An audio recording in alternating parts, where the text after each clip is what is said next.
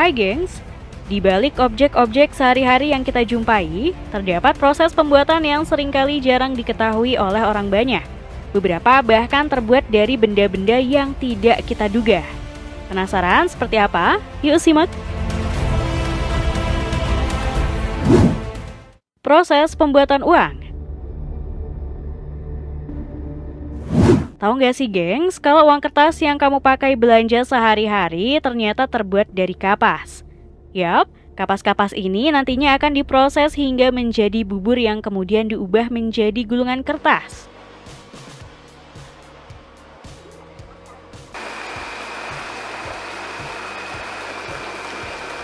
Gulungan kertas yang sudah siap ini kemudian akan diberi tanda air yang akan kelihatan jika diterawang atau terkena sinar UV.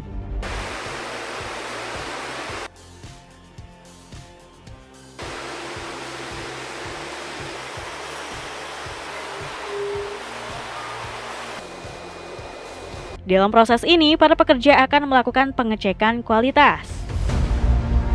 Barulah tahap selanjutnya, gulungan kertas ini ditambahkan benang pengaman sebagai bukti keaslian uang.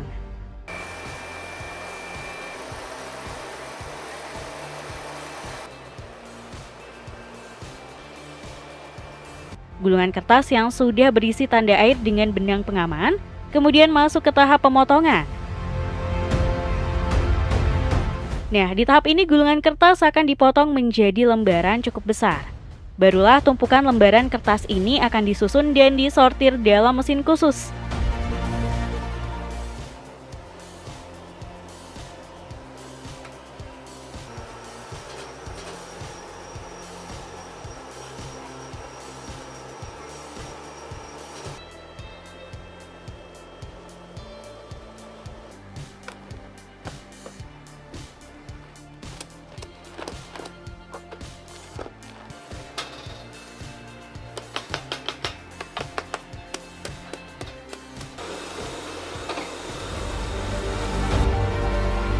Di tahap ini lembaran kertas akan melewati proses pemberian warna dasar uang.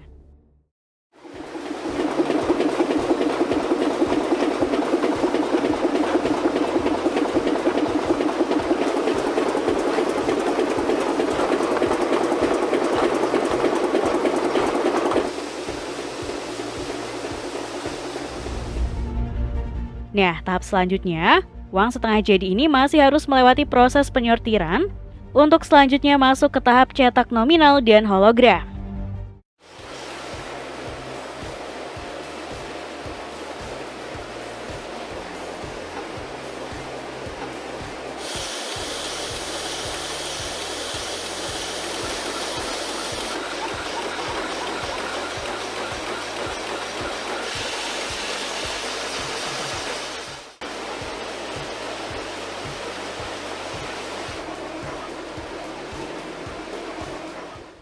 Baru selanjutnya uang setengah jadi ini akan masuk ke proses finishing.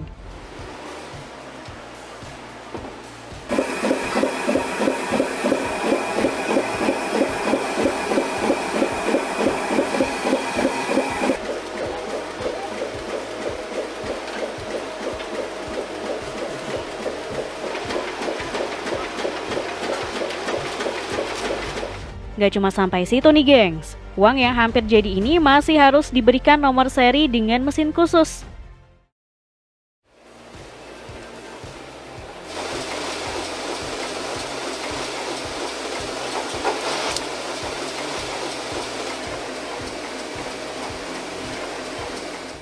Barulah di tahap akhir lembaran uang yang sudah jadi ini akan masuk ke proses pemotongan dan pengepakan.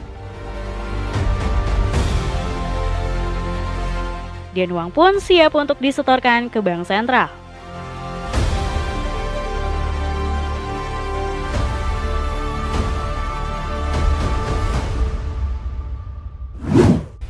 Proses pembuatan kemenyan. Siapa di sini yang tidak kenal dengan kemenyan? Yap, benda sejenis wangian yang dibakar ini identik dengan hal berbau klinik dan horor. Tapi tahu nggak sih gengs, kalau kemenyan ternyata terbuat dari getah pohon? Yap, Kemenyan yang juga dikenal sebagai frankincense dalam bahasa Inggris, ternyata berasal dari getah kering yang diekstrak dari pohon-pohon tertentu, terutama dari genus Boswellia. Seperti kemenyan dari Ethiopia ini yang berasal dari pohon Boswellia papyrifera. Prosesnya dimulai dengan menyadap getah pohon Boswellia. Mereka akan menggores kulit pohon agar getahnya keluar. Getah tersebut nantinya akan mengering dan dalam 15 hari, getah kering ini pun akan dikumpulkan. Barulah kemenyan ini disortir sesuai kualitas serta ukuran dan siap dikirim ke pasaran. Kemenyan-kemenyan ini umumnya digunakan untuk berbagai keperluan termasuk ritual keagamaan.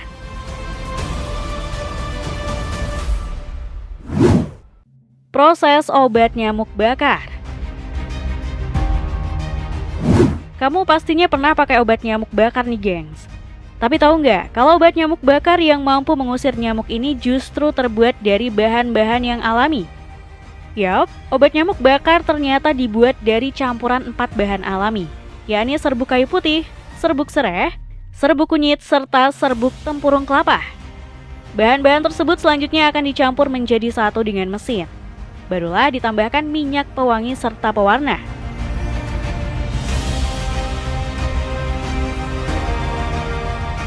Serbuk ini kemudian akan dicampur hingga menjadi adonan. Adonan inilah yang kemudian diproses menjadi lembaran-lembaran. Lembaran adonan obat nyamuk ini selanjutnya akan masuk ke proses pemotongan dan pencetakan.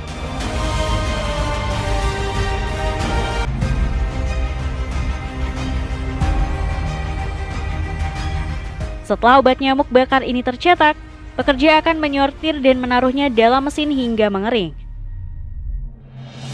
Obat nyamuk yang sudah kering ini selanjutnya masih harus disortir untuk masuk ke proses packing.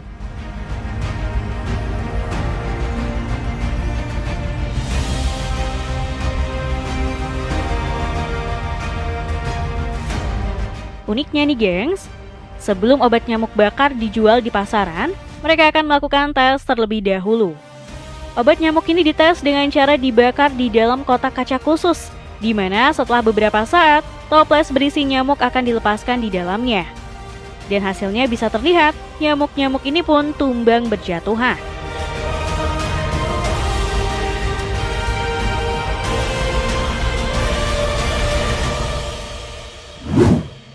Proses pembuatan coklat. Hampir semua orang di dunia pastinya setuju kalau cemilan yang paling enak untuk dimakan adalah coklat. Tapi tahu nggak sih gengs, dengan proses pembuatan cemilan coklat yang bisa kamu makan? Ternyata cemilan coklat ini berasal dari biji buah dari pohon kakao. Pohon kakao yang sudah siap panen akan dipetik dan diambil bagian bijinya.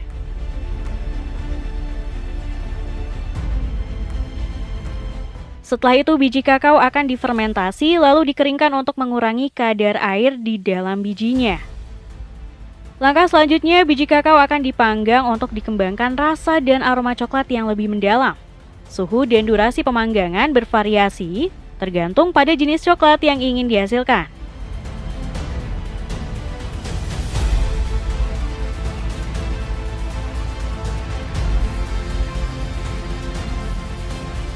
Setelah dipanggang, proses selanjutnya adalah pemisahan kulit dan inti biji kakao atau yang sering disebut dengan nama nib. Nibs biji kakao kemudian akan digiling sampai menjadi pasta coklat kasar.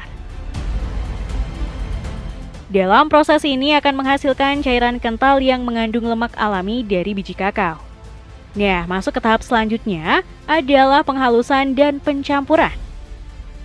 Proses pencampuran ini mencakup penambahan gula, susu bubuk, dan bahan tambahan lainnya, tergantung pada jenis coklat yang ingin dihasilkan. Masuk ke dalam proses terakhir yakni pemanasan bahan yang sudah tercampur hingga menjadi cairan coklat. Setelah itu coklat akan dicetak dan didinginkan, kemudian masuk proses pengemasan.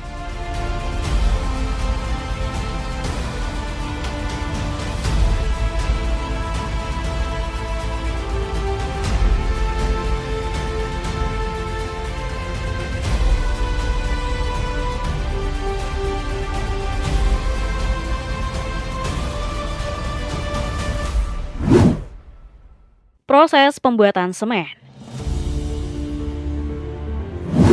Mungkin sebagian besar dari kalian sudah tahu mengenai salah satu bahan untuk bangunan yakni semen. Nah, tapi apakah kalian sudah pernah melihat proses pembuatan semen?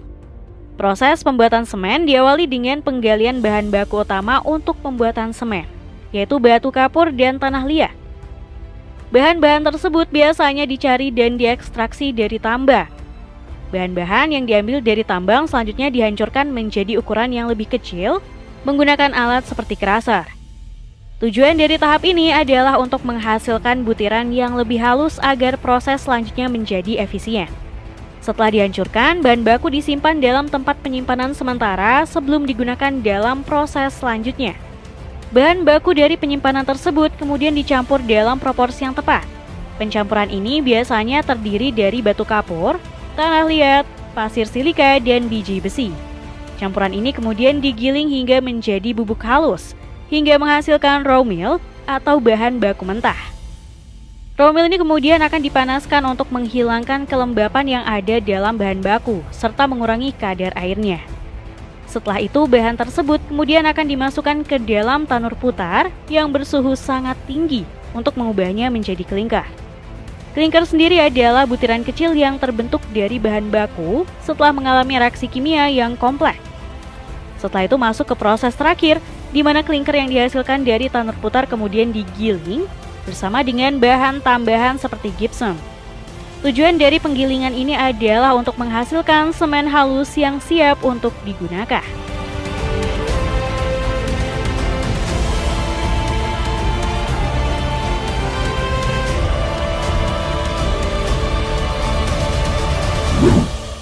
Proses pembuatan pensil. Salah satu alat tulis yang paling banyak dijumpai dan juga dipakai adalah pensil. Nah, faktanya, proses pembuatan pensil yang biasa dipakai tersebut ternyata memiliki proses keren dengan mesin yang canggih. Seperti proses pembuatan pensil dari salah satu brand ternama yakni Faber-Castell berikut ini. Proses awal pembuatan pensil diawali dengan mencampurkan grafit atau karbon dengan tanah liat. Kedua bahan tersebut kemudian dimasukkan ke dalam sebuah wadah khusus. Setelah tercampur rata, bahan itu akan masuk ke dalam mesin pres dan dibentuk untuk menjadi isian pensil. Langkah selanjutnya, isian pensil itu diambil dan masuk ke proses pengeringan. Setelah kering, isian pensil ini dimasukkan ke wadah khusus, kemudian dibakar.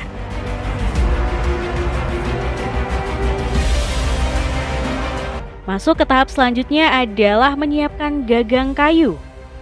Bahan kayu yang sudah dibentuk menjadi lempengan kotak ini akan dimasukkan mesin yang secara otomatis, mesin tersebut akan membuat cekungan, serta melapisinya dengan lem. Setelah itu isian pensil akan dimasukkan lalu akan ditumpuk dengan kayu lagi di atasnya dan dipres hingga kering. Pensil yang telah kering selanjutnya akan masuk ke proses pemotongan.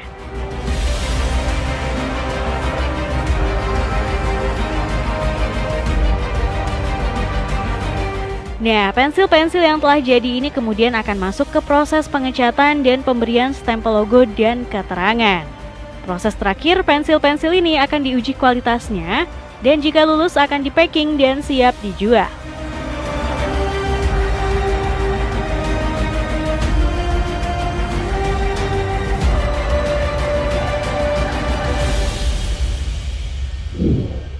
Itulah tadi proses pembuatan produk-produk yang ada di sekitar kita. Terima kasih sudah menonton video kami. Jangan lupa untuk like, komen, subscribe, dan tekan tombol loncengnya biar kamu nggak ketinggalan info menarik dari channel ini.